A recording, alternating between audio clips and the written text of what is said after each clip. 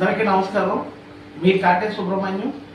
రామచంద్రపురం నియోజకవర్గాన్ని అభివృద్ధి పథంలో అగ్రపథాన నిలబెడుతున్నటువంటి రాష్ట్ర కార్మిక శాఖ మంత్రి వర్యులు వాసంశెట్టి సుభాష్ గారు జీవితంలో వరకు మైలురాయి ద్రాక్షారామ మార్కెట్ అగ్ని ప్రమాదానికి ఆహుతయ్యి అక్కడ వ్యాపారస్తులందరూ కూడా జీవితము చిందరవందరగా మారినటువంటి పరిస్థితుల్లో స్వయంగా ఆయనే 20 లక్షల రూపాయలను వారికి నష్టపరిహారంగా ప్రకటించడం, అంతేకాకుండా ఆయన స్నేహితులను అక్కడ ఉండేటువంటి ప్రజాప్రతినిధులను ద్వారా 82 లక్షల రూపాయలు విరాళంగా సేకరించి ఆ యొక్క షెడ్లు నిర్మాణంలో చేపట్టడంలో సుమారుగా 1 నెల కాలంలోనే ఆ షెడ్లు నిర్మాణం చేపట్టి వాళ్ళకి అందించినటువంటి చరిత్ర మరి ఈ గతంలో రామచంద్రపురం నియోజకవర్గాన్ని పాలించేటువంటి ఏ నాయకుడు కూడా చేయనటువంటి రీతిలో ఈరోజు అక్కడ ఉండేటువంటి వ్యాపారస్తులందరికీ కూడా తిరిగి వ్యాపారాన్ని ప్రారంభించుకునే విధంగా వారికి షెడ్ల నిర్మాణం,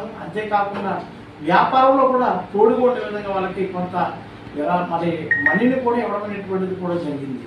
మరి నిజంగా ఇటువంటి నాయకుడు ఈ రామచంద్రపురం నియోజకవర్గానికి శాసనసభ్యునిగా ఈ రాష్ట్రానికి మంత్రిగా రావడం అనేటువంటిది మరి నిజంగా ఈ నియోజకవర్గ ప్రజలంతా కూడా చేసుకున్నటువంటి అదృష్టంగా మనం భావించాలి.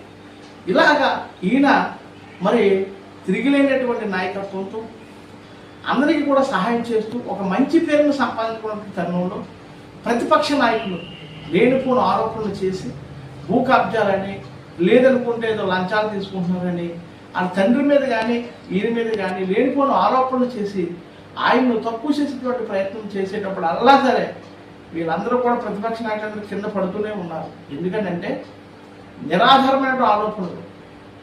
ఎక్కడో ఒక ఆయన్ని భూ కబ్జా చేశారని చెప్పారు, ఆయనే దాన్ని కౌంటర్ ఇచ్చి వివరణ ఇచ్చారు.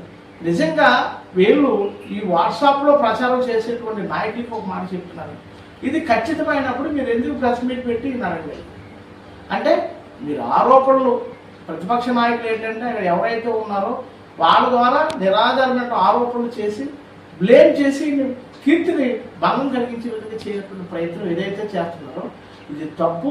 ఈ రామచంద్రపురం నియోజకవర్గం కాదు, అటు కృష్ణా జిల్లాలో కూడా మంత్రి గారు హవా కొనసాగుతూ ఉంది. ఈవేళ మీరే అన్నారు ముఖ్యమంత్రి నారా చంద్రబాబు నాయుడు గారు ఈయన తప్పు చేశారు, ఈయన కష్టపడతలేదండి.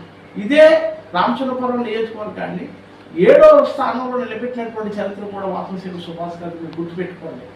కాబట్టి ఖచ్చితంగా ఇటువంటి నాయకులకు ఎప్పుడూ కూడా ఈ రామచంద్రపురం నియోజకవర్గం కాదు ఈ రాష్ట్రంలోనే ఎక్కడికి వెళ్ళినా సరే స్థానం ఉంటుందనే విషయాన్ని తెలియజేస్తూ ముఖ్యంగా మొన్న ఇటీవల